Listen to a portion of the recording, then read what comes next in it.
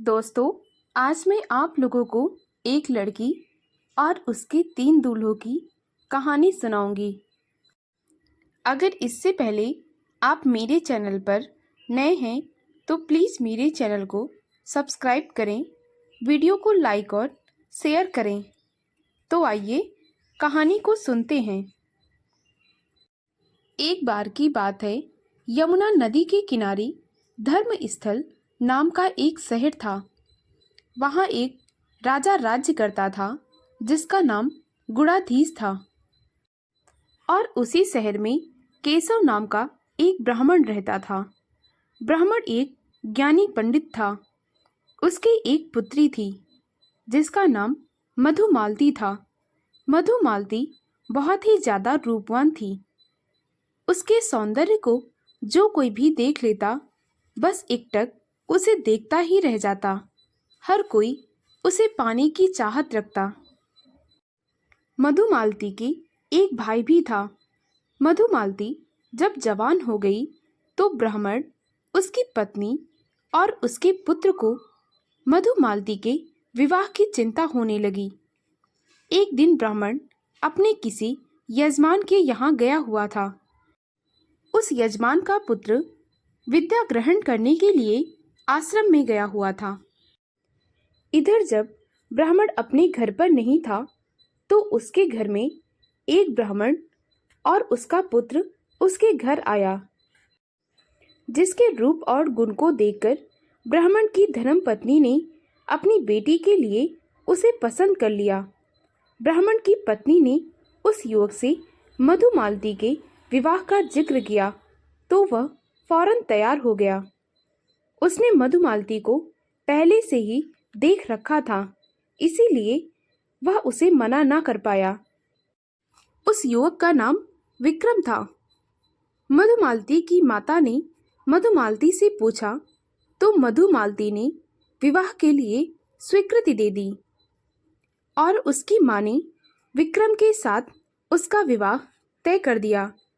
उधर जिस आश्रम में ब्राह्मण का पुत्र विद्या प्राप्त कर रहा था, वहाँ वामन नाम का उसका एक साथी था जो न केवल रूपवान था बल्कि पढ़ने में भी बहुत ही होशियार था।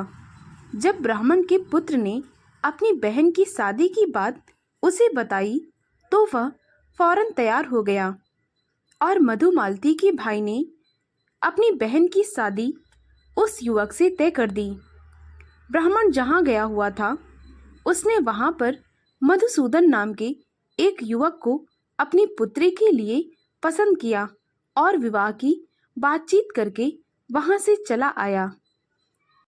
अब पंडित और उसका पुत्र दोनों बहुत खुशी खुशी घर आए। केशव पंडित की पत्नी पहले से ही विक्रम जैसे होनहार युवक को अपना दामाद बनाने के लिए तैयार बैठी थी। जब तीनों एक स्थान पर मिली तो ब्राह्मण की पत्नी ने बहुत ही खुशी के साथ कहा, मेरे पास आप लोगों के लिए एक बहुत ही बढ़िया खुशखबरी है। ब्राह्मण ने भी प्रसन्न होकर कहा, खुशखबरी तो मेरे पास भी है। इतना सुनकर ब्राह्मण का पुत्र बोला, आप दोनों के पास जो खुशखबरी है उससे कहीं अधिक बढ़कर मेरे पास एक खुशी की खबर है। मैं सुनाऊंगा तो आप लोग तो खुशी से झूम उठेंगे। मैंने मधुमालती का विवाह अपने सहपाठी वामन से तय कर दिया है और उसके लिए मैंने तारीख भी निश्चित कर दी है। ब्राह्मण की पत्नी ने यह कहा, यह क्या कह रहे हो बेटा? मैं भी तो यही खुशखबरी बताने वाली थी। मैंने अपनी पुत्री का विवाह विक्रम जैसे होनहार युवक के साथ तय कर दिया है। मैंने भी दिन तारीख सब तय कर दी है। तब इतने पर ब्राह्मण ने कहा, अब तुम दोनों मेरी सुनो। मैंने अपनी पुत्री का विवाह मधुसूदन के साथ तय कर दिया है और मैंने भी दिन तारीख सब तय कर दी है। अब उसका विवाह वही होगा जहां मैं चाहता हूँ। मधुमालती का विवाह मेरे साथी वामन के साथ होगा। ब्राह्मण के लड़के ने कहा, मैंने अपने साथी को वचन दे दिया है अब उन तीनों में बहुत जोर से बहस होने लगी। वे तीनों अपने अपने पक्ष को जोर दे रहे थे। उन तीनों की बहस खत्म होने का नाम ना ले रही थी।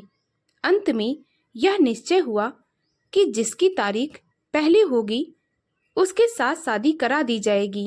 बाकी दो से यह कहकर हाथ जोड़ लेंगे कि विवाह तो पहले ही हो गया है। लेकिन यह क्या, संयोगवश तीनों की तारीख एक ही थी। अब समस्या बहुत ही कठिन आ गई थी। धीरे धीरे शादी का समय निकट आता गया और वह दिन भी आ गया जिस दिन मधुमालती की शादी थी। एक दिन पहले यह तय किया गया कि मधुमालती उन तीनों में से जिसको पसंद करेगी उसी पर माला डालकर अपना पति चुन लेगी। इससे ज़्यादा अच्छा और कोई उपाय हो भी नहीं सकता। निश्चित तारीख पर वे तीनों ही ब्राह्मण पुत्र अपनी अपनी बारातें लेकर आए। मधुमालती वधू के रूप में सज गई। अभी वह बाहर न आई थी। वह माला डालकर किसी को चुन भी ना पाई थी कि अचानक से अंदर से शोर आ गया कि मधुमालती को एक जहरीले सांप ने डस लिया है।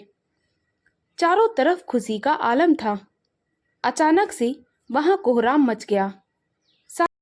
वे तीनों ब्राह्मण पुत्र एक से बढ़कर एक रूपवान और गुणी थे। इसीलिए लोगों में उत्सुकता थी कि मधुमालती उन तीनों में से किसको अपना पति स्वीकार करती है। परंतु अब तो मामला बिल्कुल बदल गया था। उन तीनों ब्राह्मण युवकों के माता पिता, सगे संबंधी सबके सब अंदर की ओर दौड़ पड़े। सर्प का जहर तेजी से चढ़ रहा था। मधुमालती जहर के प्रभाव से बेहोश होकर गिर पड़ी। वे तीनों ब्राह्मण पुत्र जो मधुमालती को पत्नी के रूप में स्वीकार करने के लिए आए हुए थे, उसे देखकर बहुत ही दुखी हो गए। दौड़ धूप होने लगी। दूर दूर से जितने भी सर्प विष उतारने वाले गुणवान व्यक्ति थे, उन्हें बुलाया गया। सबने आकर मधुमालती को देखा, उसकी नब्ज टटोली, मगर वे निराश होकर कहने लगे, कोई ईश्वरीय चमत्कार ही अब इसे बचा सकता है, वरना इसके जीवन की आशा बिल्कुल समाप्त हो चुकी है। अंत में मधुमालती को मरा हुआ घोषित कर दिया गया। रोता बिलखता परिवार शव अग्नि को समर्पित कर बैठा। चिता की राख ठंडी हो गई। उसे पत्नी बनाने की लालसा लिए तीनों वर बहुत देर तक वहीं बैठे रहे। थोड़ी देर बाद उनमें से एक उठा और मधुमालती की चिता की राख को उठाया और रोता हुआ एक ओर चल पड़ा। दूसरे के मन पर और भी ज्यादा गहरा आघात लगा था। उसने अपने वस्त्र और आभूषण का परित्याग कर दिया और सन्यासियों का चोला पहनकर एक सन्यासी का जीवन जीने लगा और जंगल में इधर उधर घूमने लगा। तीसरे को इतना दुख हुआ कि उसने 100 की बची हुई हड्डियों को चुनकर उसकी गठरी बनाई और उसी स्थान पर कुटिया बनाकर मधुमालती की याद संजोए हुए वहीं पर रहने लगा और वहीं पर प्रभु का सुमिरन करने लगा। सन्यासी चोला धारण किए हुए नौजवान को काफी समय बाद एक गृहस्थ ब्राह्मण के यहाँ भोजन के लिए आमंत्रित किया गया। उसने अपने हाथ पैर धुले और भोजन ग्रहण करने के लिए आसन पर बैठ गया। सामने चूल्हा जल रहा था। ब्राह्मणी भोजन तैयार कर रही थी। ब्राह्मण का एक छोटा सा बच्चा रोता हुआ बार बार माँ के आंचल से लिपट रहा था। ब्राह्मणी सन्यासी को भोजन तैयार कर खिलाने की जल्दी थी। उसने बच्चे को जोर से डांटते हुए उसे दूर झिटक दिया। बच्चा जोर जोर से रोने लगा। ब्राह्मणी ने झुलझुलाहट में बच्चे को ऐसा झटका दिया कि वह जलती हुई आग में जा पड़ा। सन्यासी युवक यह देखकर अचंभे में पड़ गया कि ब्राह्मणी ने जलते बच्चे को बचाने का कोई भी प्रयास नहीं किया, बल्कि वह तो निश्चिंत होकर इस ढंग से काम में लग गई कि जैसे कुछ हुआ ही ना हो। वह सन्यासी युवक एकदम से आसन छोड़कर उठ खड़ा हुआ। ब्राह्मण ने आकर देखा तो उसे रोका और हाथ जोड़कर पूछने लगा, आप क्यों अप्रसन्न हो गए ब्राह्मण देवता? नाराजगी, क्रोध और विस्मय से भरे सन्यासी युवक ने बोला, इस घर का भोजन निमंत्रण स्वीकार करके मैंने बड़ा अपराध किया है। यहाँ इंसान नहीं, राक्षस रहते हैं। बच्चे को आग में धकेलकर निश्चिंत होकर कार्य कर रहे हैं। ब्राह्मण मुस्कुराकर कहने लगा, बच्चे की ओर से हम इसलिए निश्चिंत हैं क्योंकि हमारे पास संजीवनी विद्या की पोथी है। आग ठंडी होने पर राख को एकत्र कर बच्चे को पुनः जीवित कर लिया जाएगा। इसीलिए हम इतने इत्मीनान में हैं। अच्छा हुआ थोड़ी देर के लिए बच्चे के रोने धोने हट करने से छुट्टी मिल गई है। सन्यासी युवक को इन सब पर विश्वास ना हुआ। उसे विश्वास दिलाने के लिए ब्राह्मण भीतर कक्ष में गया और संदूक में रखी पोथी उठा लाया। चूल्हे की राख पर पोथी खोलकर संजीवनी मंत्र पढ़कर फूंक मारी तो देखते ही देखते हंसता खेलता बच्चा उठ खड़ा हुआ। सन्यासी युवक ने यह सब देखा तो बड़े चाव के साथ भोजन ग्रहण किया और उसके मन में संजीवनी विद्या वाली पोथी बार बार याद आ रही थी। उसने मन ही मन में विचार किया कि संजीवनी विद्या वाली पोथी यदि उसके हाथ लग जाए तो वह मधुमालती को जीवित कर सकता है। भोजन करने के बाद ब्राह्मण ने सन्यासी युवक से कहा, कृपा करके आज रात आप यहीं पर ठहर जाएं। सन्यासी युवक को एक मौका मिल गया। उसने खुशी खुशी वहां पर रहने की अनुमति दे दी। ब्राह्मण ने बड़े ही प्रेम से उस सन्यासी युवक का बिछौना लगाया और बड़े ही प्यार से उस पर उसको लिटा दिया और सब जाकर एक जगह पर लेट गए। जब ब्राह्मण ब्राह्मणी व उसके परिवार के अन्य सदस्य गहरी निद्रा में सो गए, तब सन्यासी ने अपनी आंखें खोली क्योंकि उसे पूरी रात नींद ना आ रही थी। अब उसका ध्यान तो बार बार संजीवनी विद्या वाली पोथी पर ही चला जा रहा था। वह धीरे से उठा और उसी कक्ष में गया जहां पर वह पोथी रखी हुई थी। उसने पोथी उठा ली और रातों रात वहां से निकल पड़ा। उसने जो मंत्र पढ़ते हुए ब्राह्मण को सुना था उसे पोथी में खोज निकाला। अब उसके मन में भी वही चाह थी कि मधुमालती को जीवित करके वह संजीवनी विद्या का प्रमाण देखे। इसीलिए वह उस स्थान पर गया जहां पर मधुमालती के शव को जलाया गया था और वह कुटिया में गया जहां पर दूसरा युवक मधुमालती की हड्डियों को बटोरकर उसकी यादों के सहारे वहां पर रह रहा था।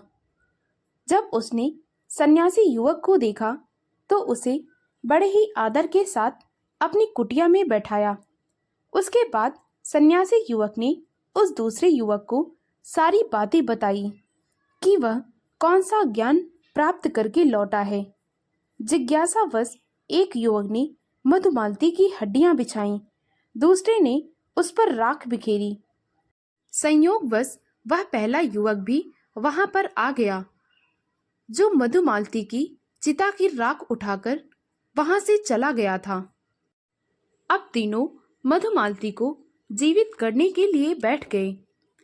सन्यासी युवक ने संजीवनी मंत्र पढ़ना शुरू कर दिया। तीनों युवकों के सम्मुख एक चमत्कार हुआ। देखते ही देखते कुछ देर में ही मधुमालती के शरीर की राख और हड्डियां पुनः शरीर में बदल गई। फिर उसके शरीर में प्राण पड़े। वह फौरन इस प्रकार उठकर बैठ गई मानो गहरी नींद से सोकर उठी हो।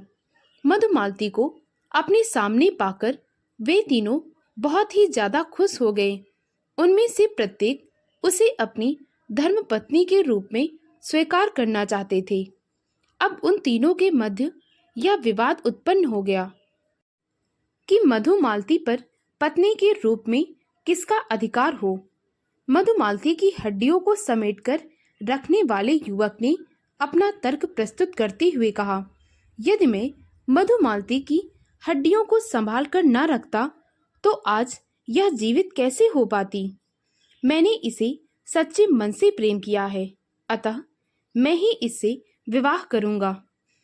यह सुनकर मधुमालती के शरीर की राख समेटकर ले जाने वाला युवक कहने लगा, यदि मैं राख समेटकर ना ले जाता और इतने दिनों तक उसे संभाल कर ना रखता तो भला मधुमालती को नया जीवन कैसे प्राप्त हो सकता था। अतः इसको पुनः जीवित करने में सबसे बड़ा योगदान मेरा है, इसीलिए मधुमालती से विवाह मैं ही करूंगा।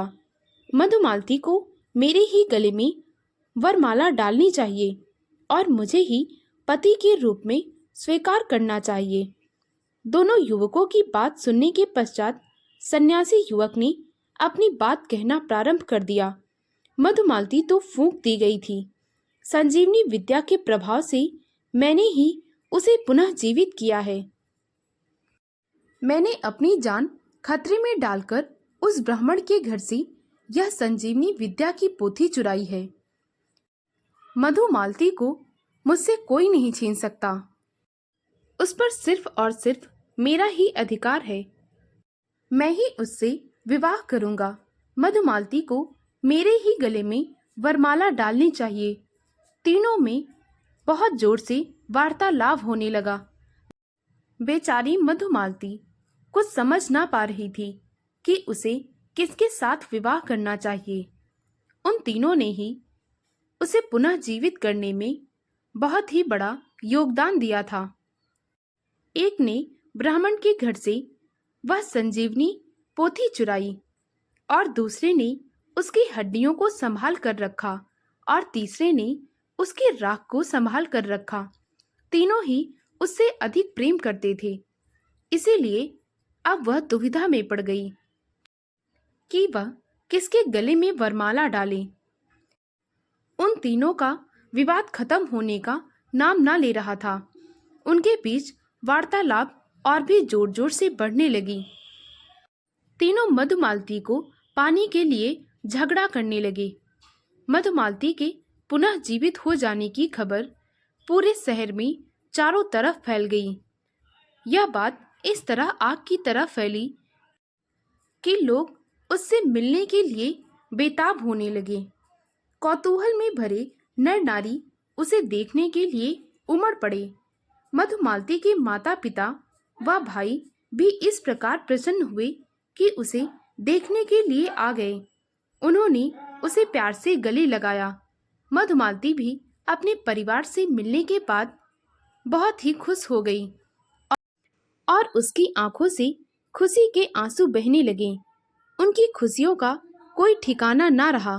वे मधुमालती को घर ले जाने के लिए उतावले हो रहे थे, लेकिन उन तीनों युवकों की समस्या तो खत्म होने का नाम ना ले रही थी। अभी भी वह ज्यों की त्यों ही बनी हुई थी। वे तीनों ही उसे अपनी पत्नी बनाना चाह रहे थे। उन तीनों की ओर से ब्राह्मण, ब्राह्मणी और उसका पुत्र अपने अपने पसंद किए हुए युवकों का समर्थन कर रहे थे। इतना सब होने पर भी जब कोई झुकने के लिए तैयार ना हुआ तो यह सूचना राजा गुणाधीश को दी गई। राजा गुणाधीश अपने नाम के अनुरूप बहुत ही गुणवान और विद्या की खान वाला था। उसने बहुत ही सोच समझकर एक निर्णय दिया। मधुमालती का विवाह उस सन्यासी युवक से करा दिया और बाकी दोनों युवकों को राजा की बात माननी पड़ी। गुणाधीश के न्याय के बाद दोनों युवक और अन्य सभी लोग पूरी तरह से संतुष्ट हो गए। राजा गुणाधीश के न्याय से किसी को कोई आपत्ति न थी। सभी लोग खुशी खुशी अपने घर वापस लौट गए। मधुमालती भी अपने पति के साथ उसके नगर में लौट गई और खुशी खुशी उसके साथ अपना जीवन व्यतीत करने लगी। दोस्तों, अगर आपको मेरी कहानी अच्छी लगी हो तो प्लीज़ मेरे वीडियो को लाइक और शेयर करें और मुझे ज़्यादा से ज़्यादा सपोर्ट करें ताकि मैं आप लोगों के लिए और भी अच्छी अच्छी कहानियाँ ला सकूं।